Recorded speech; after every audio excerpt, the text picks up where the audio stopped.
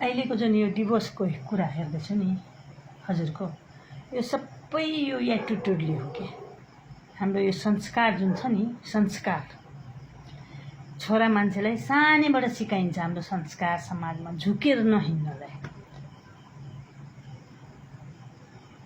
त्यस्तो हो क्या। अनि यो झुकेर नहिँड्ने भनेपछि त एटिट्युड धेरै भयो। बुढीको कुरा सुन्छु अर्काको केटीको, त्यो होइन, तिम्रो त्यो साथी बनेर आछ, तिम्रो त्यो जीवन साथी बनेर आछ। उसले पनि 10 रुपियाँ अब कमाउँछ। अहिलेको महिलाहरू कमाउन थालेछ। अहिलेको महिला, हामीहरू त पुरानो जमानाको त, हाम्रो त घरमै आएर जागिर भएको मान्छे हो।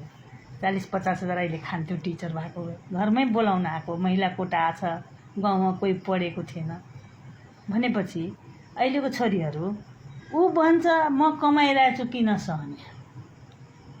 बुढा टाइममा आइदिँदैन, टाइममा खाइदिँदैन, लुकुर लुकुर हिँड्छ, बुढाले भनेको टेर्दैन, विभिन्न प्रब्लम छ। त्यही भएर यो बुढाबुढीमा डिभोर्सको कुरा त्यस बेला आउँछ। ठुल्ठुलो पढे लेखेको विद्वानहरूले यस्तो यस्तो कुरा गर्छ के, हाँसो त त्यहाँ लाग्छ, किनभने एटिट्युडको हो यो, अरू केही होइन। यो एटिट्युड जुन छ नि बच्चाहरूमा, यो संस्कार, यसैले गर्दा हो क्या डिभोर्स हुने। ऊभन्दा म कम छुइनँ, मभन्दा ऊ कम छैन, त्यही एटिट्युड हो। त्यस्तो नगर्ने। हाम्रो जुन संस्कार छ नि, हामी महिला सानै हो, सानै भएर बस्नुपर्छ, बुढोहरू ठुलै राख्ने, किनभने छोरालाई हामी ठुलै राख्छौँ। त्यो बुझ्दैन अहिलेको छोरीहरू, त्यो बुझ्नु पर्यो। डिभोर्स नगर्ने, किनभने 40 वर्ष जब कट्छ, क्रस हुन्छ, त्यसपछि बुढा चाहिने हो। तबसम्म त मान्छे यङ हुन्छ, झेलिहाल्छ, जति पनि सङ्घर्ष गर्न सक्छ, लड्न सक्छ समाजमा, एक्लै पनि सुत्न सक्छ, आँसु बगाएर पनि सुत्न सक्छ। बुढा बेगैर, बुढाले बुढी बेगैर।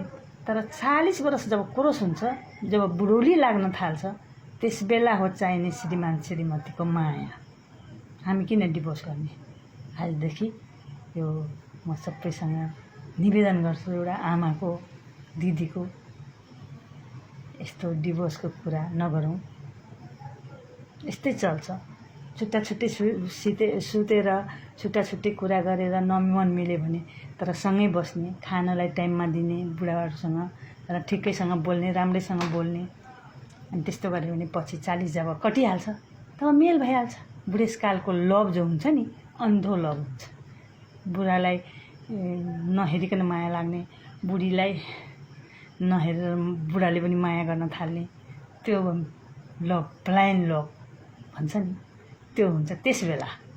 त्यही भएर यो डिभोर्स वर्ड नै राम्रो होइन। हस्, नमस्कार।